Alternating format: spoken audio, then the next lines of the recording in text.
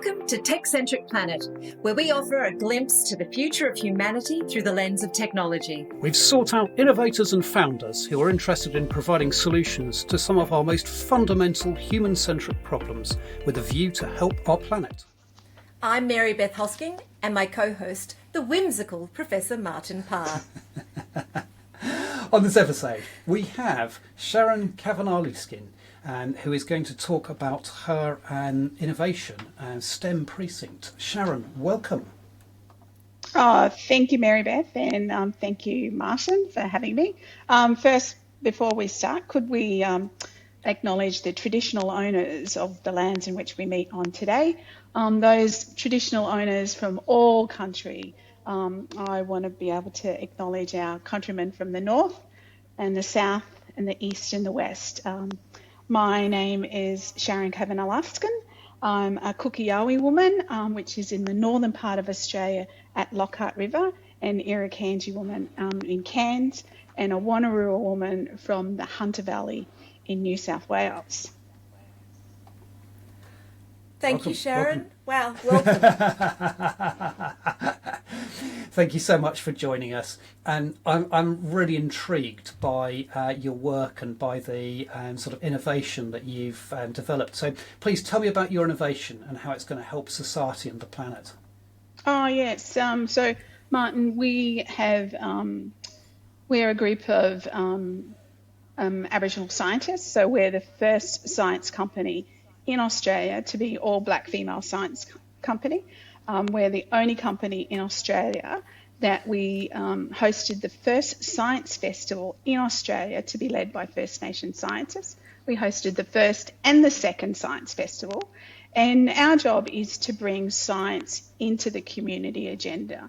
Because at the moment, because I'm Aboriginal Torres Strait Islander woman, Irish, Jewish, and one of the things that we're concerned with is bringing science into the community agenda to start answering serious questions about serious issues. Science is not on any community agenda in any Aboriginal or Torres Strait Islander community throughout Australia, full stop. And so one of the reasons that we, as women, got together and decided that we would form our companies to create a STEM precinct. There is no STEM precinct in Australia. So we've decided that we would build a STEM precinct and start bringing science into the community agenda. At the moment, we have, where we sit in Northern Australia, we're responsible for 9 World Heritage listed assets. And with those assets, it means we as traditional owners, we as community, we as women in the community, we as migrants and refugees, farmers, pastoralists, small business are responsible for those World Heritage listed assets. And we as First Nations scientists, we as First Nations people, we as First Nations traditional owners want to be able to have the best opportunity to manage those through an evidence-based model. So setting up our STEM precinct is really crucial to, developing a STEM pipeline from preschool right through to university. And those assets you talked about, they're big assets. They're things like the Great Barrier Reef, aren't they? So this is really that's major correct. stuff. This is true. So,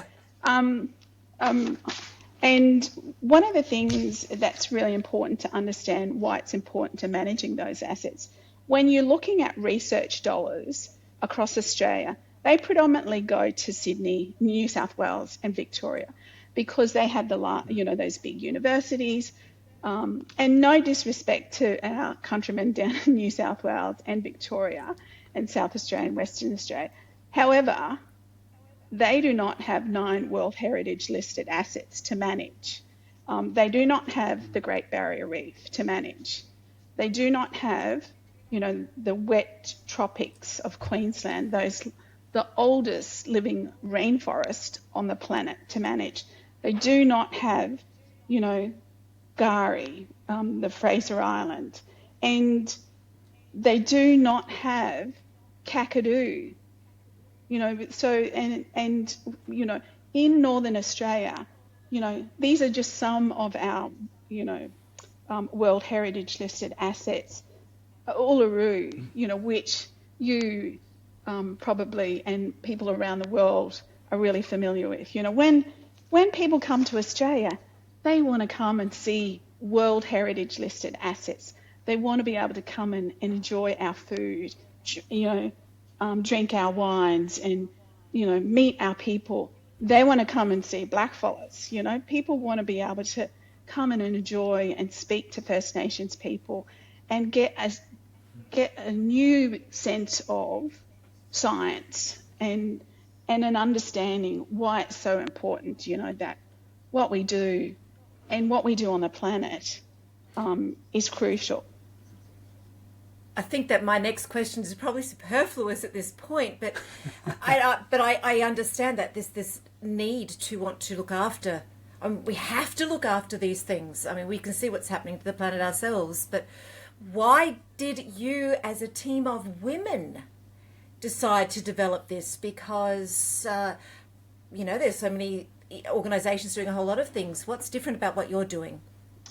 Well, when you look at Australia's investment, often it's around football, and the investment or cricket, or cricket. Don't forget cricket, cricket, football, and so often, we've been sitting on the side, just patiently waiting, and often, people tend to go to footballers, movie stars, people who are superheroes, who they think are superheroes in the community, and to deliver sometimes health outcomes, sometimes educational, mentoring.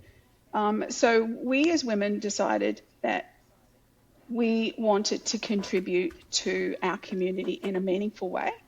So myself, Dr. Samara Toby, who manages Native Space Science and Innovation Academy, and Jenny Gilbert, who is the founder of the Cairns Turtle Rehab Centre, and Sari Lari, who manages the Cairns Children's Museum.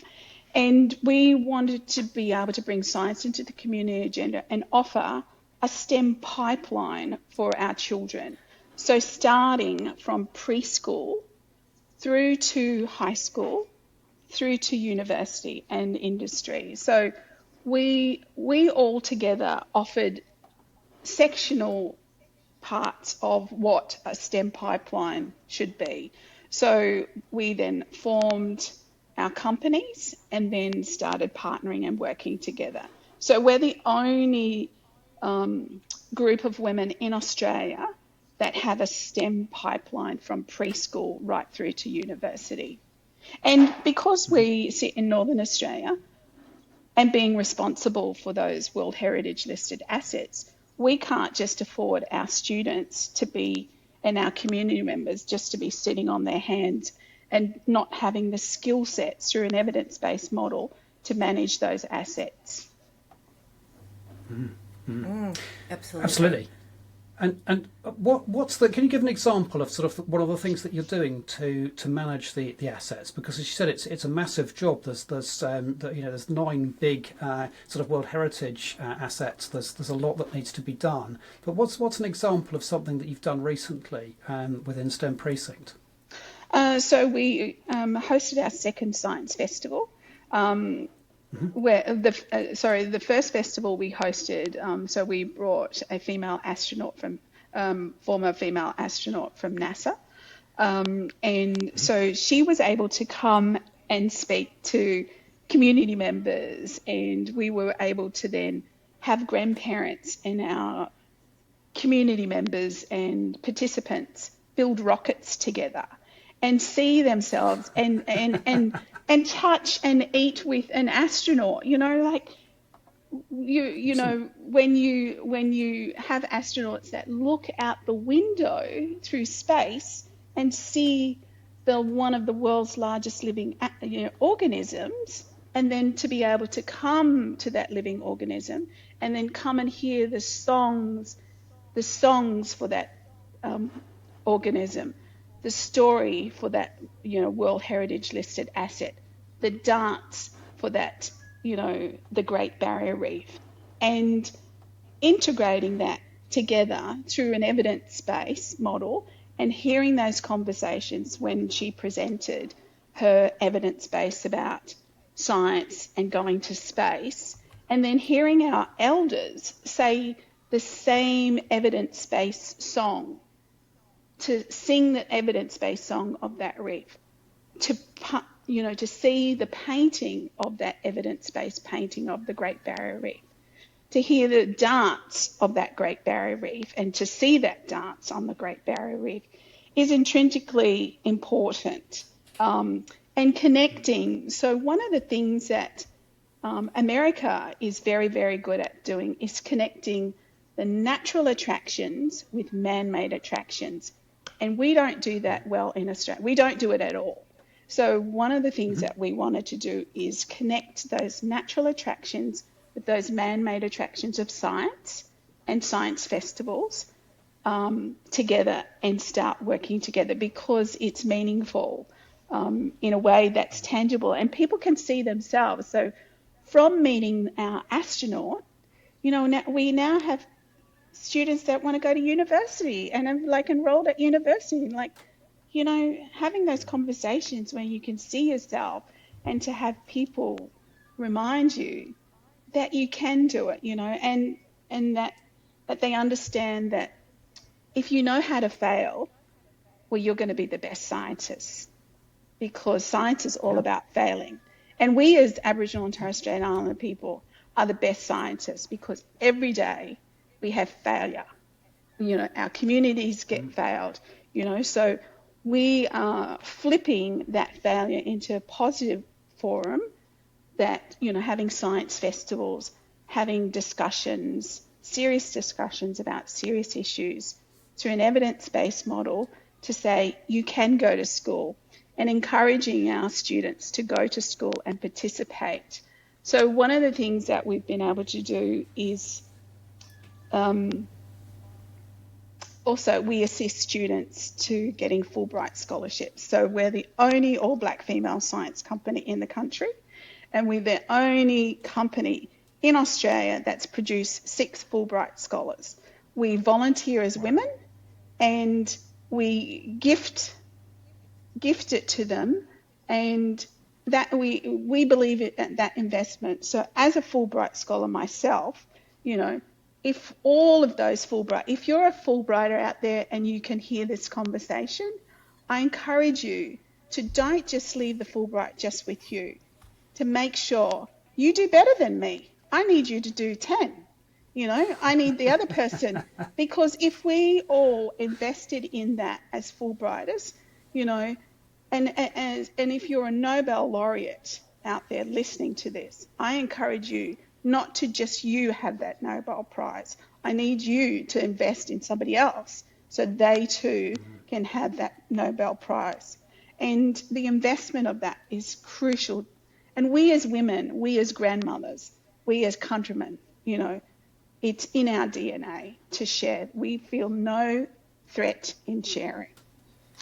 I think it's one of those things that a very good friend of mine said: when you're climbing up the corporate ladder, make sure you hand it back down for the next generation to climb back up with you. Don't cut the rungs off when you get to the top. That's beautiful, Sharon. So I'm mindful of where we're at and what we're talking about. So when you went into this precinct and you set up this STEM precinct, were there naysayers out there? What did they say? And if there were, how did that help you push on when things felt really tough? So every day we get we can count how many black scientists in Australia there are on here. Yeah. And there's limited. So with that, to start with, and living in Northern Australia, being Aboriginal and Torres Strait Islander woman and being female. Also, you know, the idea that women can't talk about science in a serious way is confronting as a black woman and as a black scientist. And so we don't take no for an answer. We've been doing this. This is a lifelong work of 20 years that, you know, we've taken our parents, our grandparents' knowledge. So we've taken the collective wisdom of our elders to making sure that we're driving this. And so our starting point is, you know, when we have our politicians, you know, who have arts degrees, law degrees, you know, business degrees, commerce. And our starting point, you know, and they don't have science degrees. I mean, there are politicians that do have science degrees, and there are lots of politicians that do get science and understand science. However, science in Australia is not sexy. We don't value, you know, we don't value it in a way that we value, you know, footballers. We don't value that, you know, what footballers do to their bodies, we do to our minds. We do to our brain, you know, that we are superheroes, you know, that we are successful, you know, that when we run like a footballer or a cricketer, you know, that we're running through and getting those students through down the pitch, through down that stem line pitch, you know, and reminding them that we have a duty of care to invest in science. We know about protecting country. So when I talk about protecting country, it means us as Aboriginal and Torres Strait Islander people who contribute to those parcels of lands around our country that make up the country. So if we don't, you know, we know how to invest, we know how to protect country. So our job is to making sure that we have teams of football teams of STEM, you know, to be protecting the country. We need the cricket teams of STEM to be batting for the country. And, you know, otherwise we set ourselves up, we expose ourselves as part of the defence. You know, we're vulnerable, we're left vulnerable. You know, I want to be able to be part of those teams that are investing in science, you know, technology, you know, in a way that's going to be part of protecting the country. And thinking about that, as you said, you've talked a lot about what you'd like to see happen about that protection, about those sort of there's groups of scientists who would go and essentially defend the sort of the land scientifically. Anything else that you would like to see happen with STEM Precinct? Anything else that you would like to see along the way as you go forward? Yes, you know, we want to be part of the team that, you know, has 20 Aboriginal female physicists. That's our job, is to grow physicists in Northern Australia. You know, we are, the opposition leader is talking about nuclear. You know, we as Aboriginal women have been talking about nuclear for the last 30 years, you know, and I know that it's not, it's a political hot potato in Australia. But we do need to have a discussion about a serious issue, and we do need to be able to start talking about science and innovation, you know, and making sure our kids are at the defence level, you know, that can protect our country. And we need to be able to get them there. We absolutely could take any F student on the planet and turn them into a Fulbright Rhodes Scholar tomorrow. Yeah. We don't look at the way people learn. We just don't work on that. And it's about failing every day. So those students that are caught in the middle, you know, so at the moment we have approximately 2,000 young people in the youth justice system where we live. And we have a very small proportion of them that are up to no good, that are impacting the community. It's about 80, only about 80. So if we were able to have the departments, the country, our communities, government, industry, be able to support us, to support that small section and other sections of that, the youth justice system, we would be able to turn it around. We've been able to develop our own cultural protocols. We've been able to develop our own STEM that's purpose fit for Northern Australia. The STEM frameworks at the moment are not purpose fit for Northern Australia. They're purpose fit for Sydney and Melbourne, Adelaide. Yeah, and you've got to get that fit for purpose idea, isn't it? We have to get that. But, wow. I mean, this is an amazing discussion. We could go on for quite some time, but we do have our final question, Sharon. If you recall the final question that we sent through to you, how do you feel about answering that with us today? Yes. You're good? All right. I am. I was thinking, what? Excellent. What's that question again? Oh, no. Well, if you found yourself awake in front of aliens bent on destroying the planet, how would you convince them not to, in 25 words or less? It'd be definitely through science. So I would be able to convince them that if you're going to, destroy all of us on the planet as humans, make sure you keep the worms. Because worms are significant to the planet. We're only passengers. So you have to remember, we as humans are only passengers on this shuttle. So keep the worms. Wow, so keep the worms. Keep Definitely. the worms. That's it. In 3 words, keep the worms. I love that. Oh, my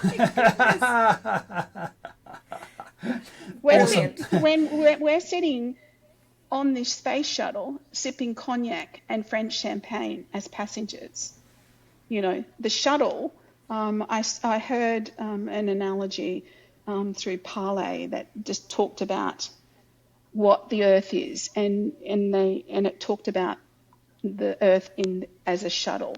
So all the shuttle serves, the purpose of that shuttle is every part of that shuttle is the animals, the plants. We're just the passengers on this shuttle. What do we bring? Yeah, I agree. Save the worms. Save the worms. Save the worms, definitely. Thank you, Sharon. This has been amazing. Thank you so much for joining us on Techcentric Planet. We'd like to thank Sharon Cavanagh-Luskin and my co-host Mary-Beth Hosking. Join us for our next episode where we tease out another amazing innovation designed to help humanity. And remember, if you've thought of a problem, chances are someone out there is developing a solution for it. Goodbye. Goodbye. Bye.